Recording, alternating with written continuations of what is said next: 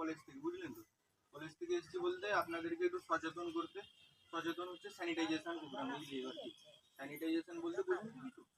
বুঝতে পারছেন? খাওয়ার আগে এই যে হাত পা ধোয়া বা সব কিছু স্যানিটাইজ করা মেন হচ্ছে।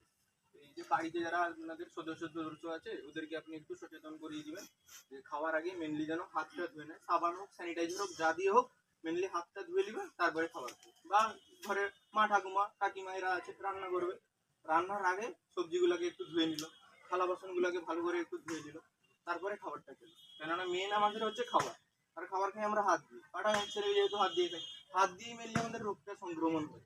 হাত যদি পরিষ্কার থাকে তাহলে সব পরিষ্কার, তো ডাক্তার ফাক্তার আর লাগবে না আমাদের। সবজি থালা বাসন আর হাত, এইগুলো আর যারা রান্না করছে তারা যাতে একটু পরিষ্কার পরিচ্ছন্নতা বজায় রাখে, হ্যাঁ, খাবারগুলো একটু ঠিকঠাক করে রান্না করে খাবারটা ভালোভাবেই খেলে শরীরটা ভালোভাবেই হবে। এই হচ্ছে ব্যাপার।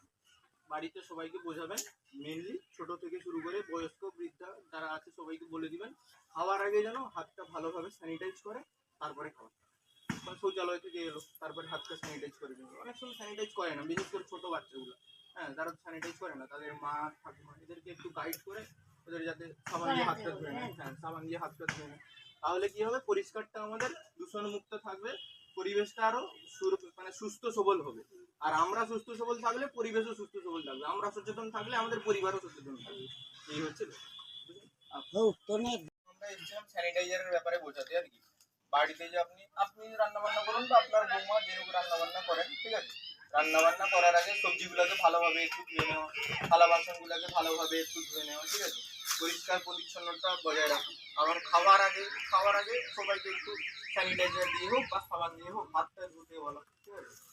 ছোট বাচ্চাগুলো আছে যারা হাত ধুতে যায় না, ঠিক আছে, ওটা আপনারা যেহেতু সিনিয়র সিটিজেন আছেন, বয়স্ক মানুষ, আপনাদেরকে একটু সচেতন করে, হ্যাঁ, সাবধান করিয়ে ওদেরকে হাতটা ধুইয়ে তারপর খেতে বসানো, ঠিক আছে। কেননা আমাদের, হ্যাঁ হ্যাঁ ঠিক আছে, বড় হয়েছে, ওনাকে একটু বলে দেবেন যাতে সাবান দিয়ে হাতটা ধুয়ে তারপরে, হ্যাঁ থেকেই তো রোগটা ছড়ায়, মুখে যায়। এবার হাত পরিষ্কার থাকলে আমাদের পুরো শরীরটাই পরিষ্কার থাকবে, পরিষ্কার পরিচ্ছন্নতা খাবার খেলে আমাদের শরীরটা ভালো থাকবে। এই হচ্ছে ব্যাপার। তারপরে ধরো শৌচাগার থেকে এলেন, তারপরে একটু সাবান দিয়ে হাত ধুয়ে নিলেন, তাহলে কি হলো, ব্যাকটেরিয়াটা আর ছড়াবে না। কারণ আমাদের হাতেই তো সব থেকে বেশি নোংরা থাকে, স্ক্যান করে দেখুন হাতটাই সব থেকে বেশি নোংরা থাকে। হাত যদি পরিষ্কার থাকে তাহলে আমাদের পুরো বডি পরিষ্কার থাকে।